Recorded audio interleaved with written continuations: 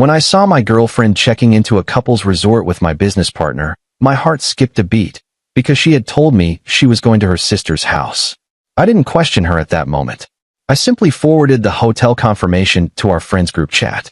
2 days later, she was standing at my door, crying, and she was holding something in her hands. My name is Andrew, I'm 32, and I run a mid-sized construction management firm in Denver.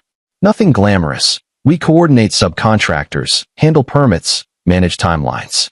The money's good, the stress is constant, and the hours are long. But I built it from the ground up over 6 years, and I was proud of it. I'd been with Lindsay for 3 years.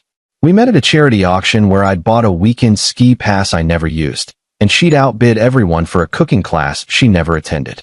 We laughed about our wasteful spending over drinks that night, and somehow, we just clicked. She was a marketing director at a tech startup, sharp, funny, beautiful in that effortless way that made other women either admire or hate her. We talked about moving in together. I'd even looked at rings twice, though I hadn't pulled the trigger yet. My business partner, Cameron, had been with me since year 2. He handled the financial side, contracts, invoicing, relationships with suppliers. I handled operations. We balanced each other. He was quieter than me, more methodical, but we trusted each other. At least, I thought we did. It was a Thursday afternoon in late September when everything started unraveling, though I didn't know it yet. Update 1. I was at a job site in Lakewood when my phone buzzed. An email notification. I almost ignored it. I get hundreds a day, but something about the subject line caught my eye. Reservation confirmation, Starlight Ridge Resort and Spa. I didn't make any reservation. I opened it. Guest name, Lindsay Hartwell and Cameron Pierce. Check-in, September 28th. Check-out, October 1st. Room type, romantic couples suite with mountain view. My stomach dropped. I read it 3 times. Then I checked the email address.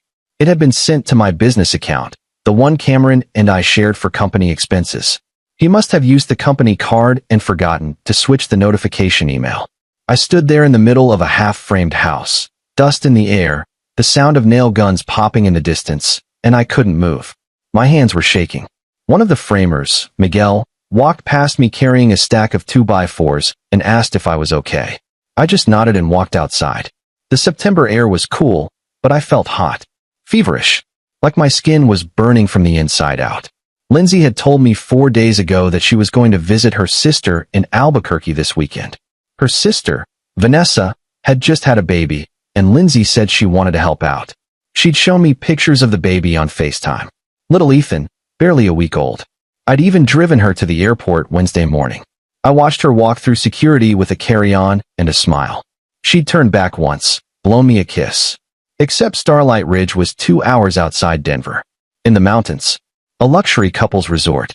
I pulled up their website on my phone. Champagne on arrival. Private hot tubs. Couples massages. Rekindle your romance, plastered across every page. I didn't call her. I didn't call him. I didn't scream or break anything. I just forwarded the email to our group chat. The one with all our mutual friends. 8 people total. People who knew both Lindsay and Cameron. People we'd had dinners with, gone on trips with, celebrated birthdays with. I added one line. Guess I'm out of the loop on this one. Then I put my phone in my pocket and went back to work. Within 20 minutes, my phone was exploding. Braden. Dude, what the hell is this? Ash. Are you serious right now? Simone. Andrew, are you okay? Jordan. Wait, is this real? Kieran. I'm calling you right now. Paige. Andrew, please pick up. I didn't respond to any of them. I turned off my notifications and finished the site walk. I reviewed the drywall installation. I talked to the electrician about outlet placement. I argued with the plumber about pipe routing for 15 minutes.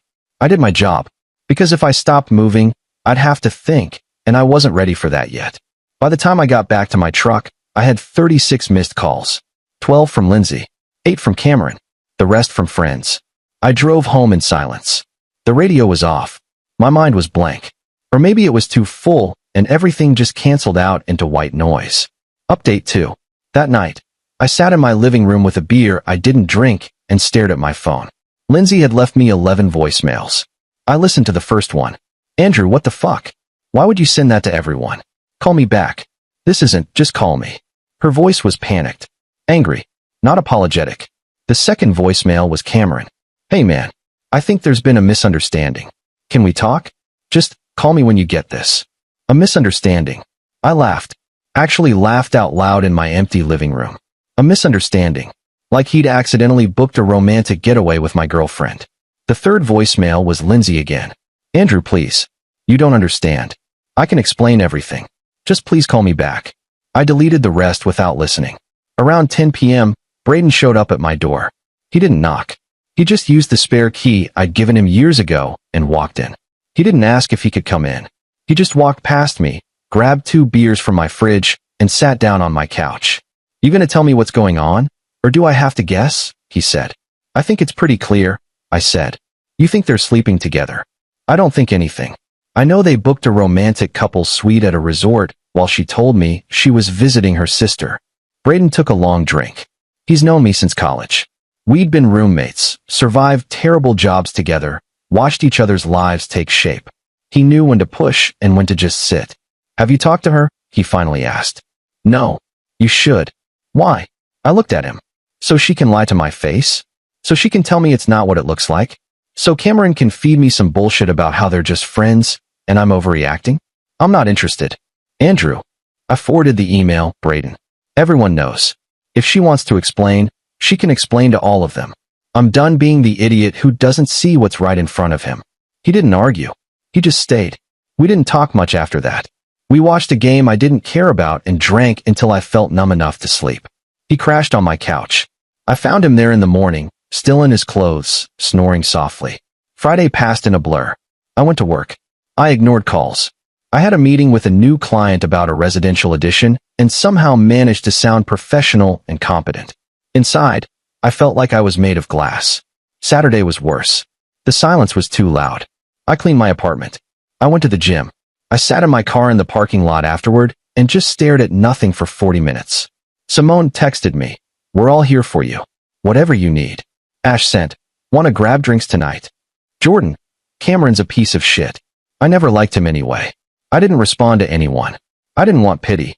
I didn't want to rehash it. I didn't want to hear that I deserved better or that she wasn't worth it. I just wanted silence. Sunday morning, I woke up to pounding on my door. It was 8 a.m. I stumbled out of bed, half asleep, and opened it. Lindsay was standing there. Her eyes were red and swollen. Her hair was messy, pulled back in a tangled ponytail.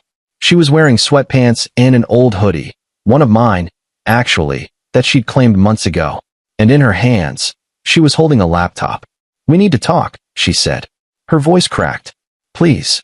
I didn't move. I just stood there in my doorway in boxers and a t-shirt, looking at her like she was a stranger. Andrew, please. I know how it looks. I know what you think. But you have to let me explain. Explain what? I said. My voice was flat. Dead. Explain why you lied to me. Explain why you're fucking my business partner. I'm not sleeping with Cameron, she said. I laughed. I actually laughed. Right? You just booked a romantic couple's suite with him for fun. It wasn't like that. Andrew, please. Just listen to me. 5 minutes. If you still want me to leave after that, I'll go. I swear. Something in her voice made me pause. She looked wrecked. Desperate. Her hands were shaking so badly the laptop was rattling. And part of me, some stupid, hopeful part, wanted to believe her. I stepped aside. She walked in. Update 3. She sat on my couch and opened the laptop. Her hands were still shaking. She took a deep breath, trying to steady herself. I need to show you something, she said. I stayed standing. Arms crossed. Go ahead. She turned the screen toward me.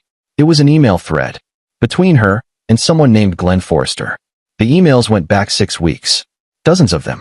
Who's Glenn Forrester? I asked. He's an investigator, she said. A private investigator. I hired him 6 weeks ago. I stared at her. Why? She took a breath. Because I thought Cameron was stealing from the company. The words didn't register at first. I just blinked. What? I thought he was embezzling Andrew. I didn't have proof. I didn't want to accuse him without being sure. So I hired someone to look into it. She scrolled through the emails. Messages about financial discrepancies. Highlighted sections of bank records. Transfers to accounts I'd never seen. Shell companies with names I didn't recognize. I noticed it by accident, she said.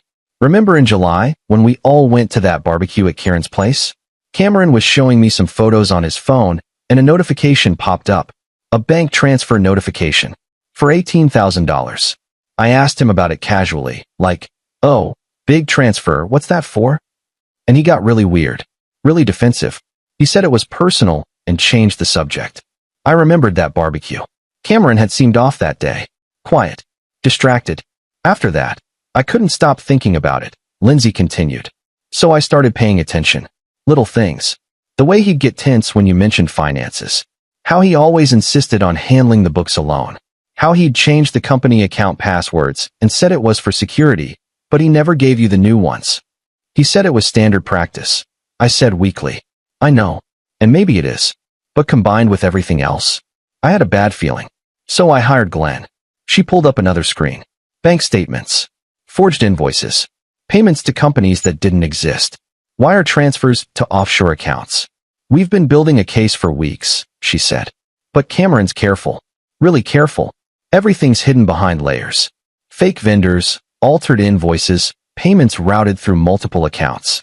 Glenn said we needed access to his personal records. His office computer. His files at home. But Cameron never leaves anything unsecured. So what does this have to do with the resort? I asked. She looked at me. We needed to get him away. Distracted. Somewhere he'd feel safe, off guard. Glenn suggested we create a situation where Cameron would let his guard down completely. So I told Cameron I needed to talk to him about something personal. My chest tightened. What did you tell him? I told him I was having doubts. About us. About you and me. I said I was confused, that I needed time away to think. And I asked if he'd come with me. Just as a friend. Someone I could trust. The words hit me like a physical blow. You told him you were having doubts about me? I lied, Andrew. Her voice broke. I lied to him so he'd go. So he'd think he had my trust. So he'd be away from his office, from his computer, from everything. And it worked.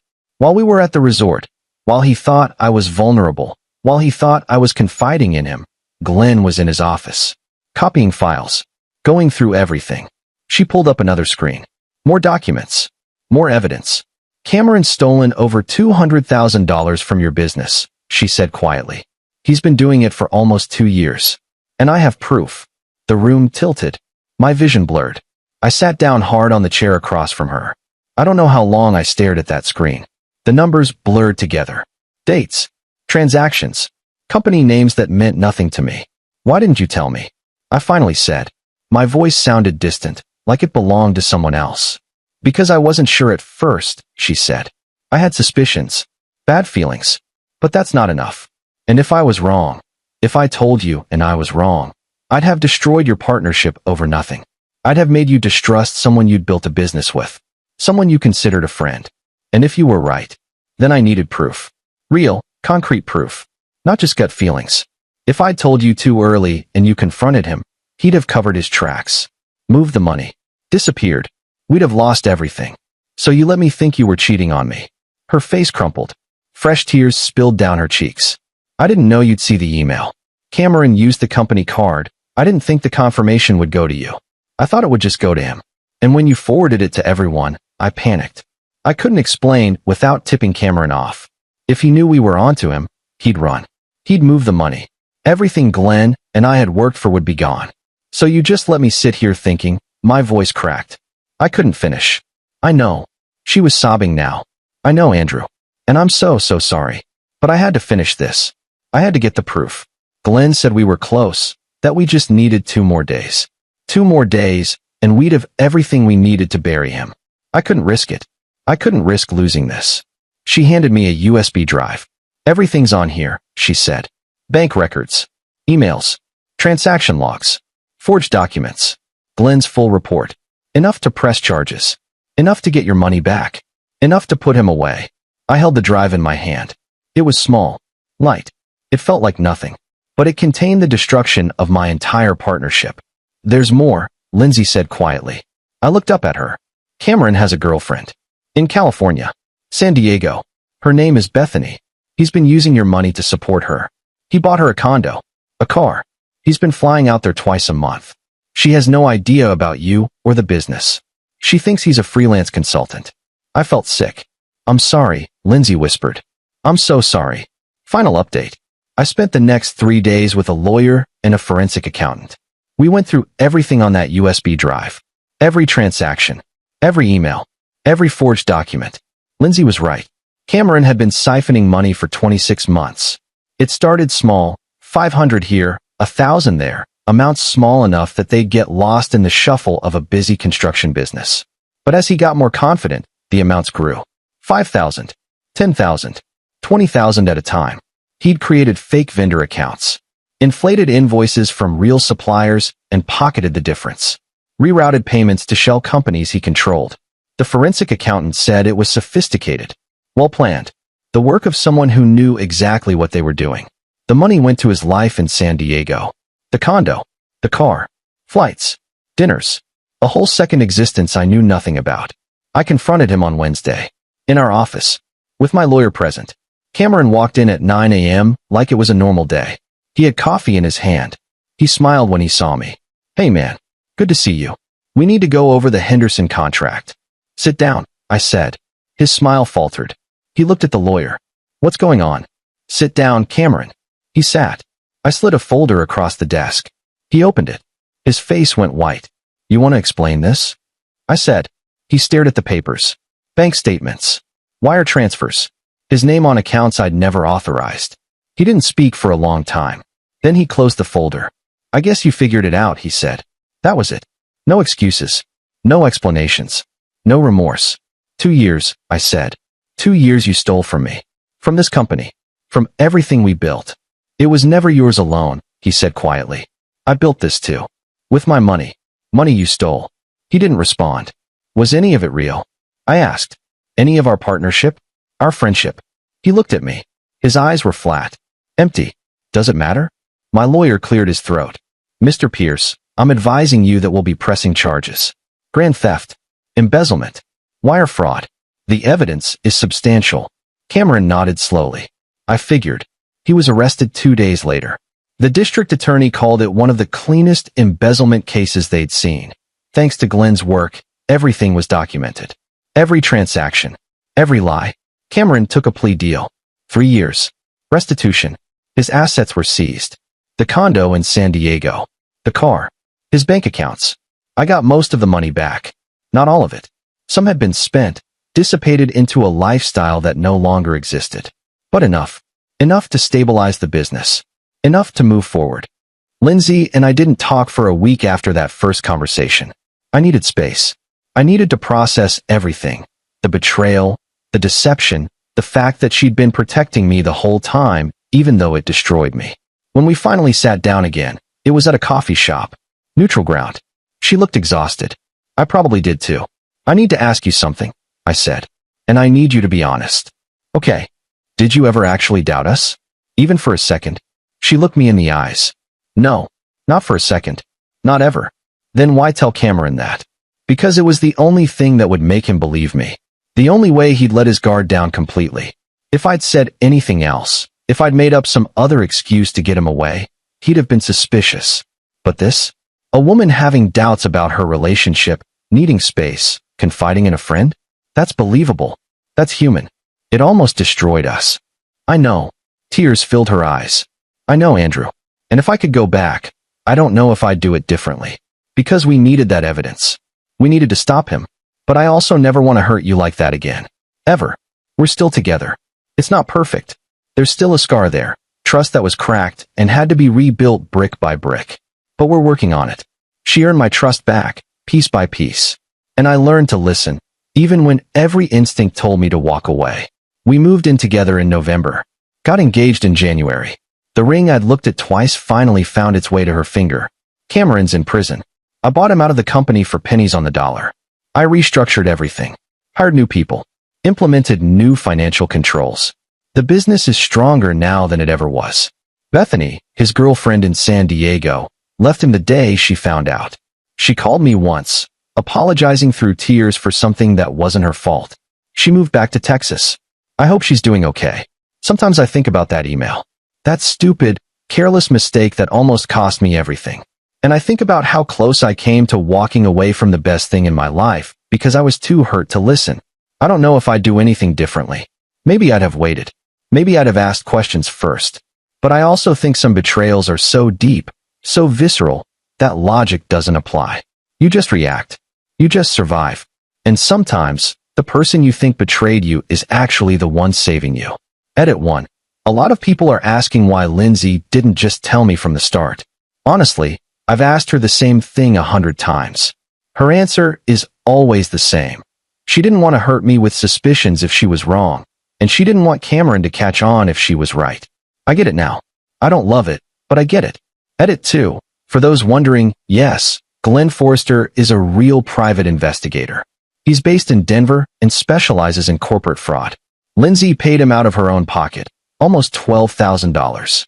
I've since reimbursed her, though she didn't ask. Edit 3. Someone asked what happened at the resort. Lindsay said Cameron spent most of the time trying to convince her to leave me, telling her I didn't appreciate her, that she deserved better, that he could give her a better life. She played along, let him think he was making progress.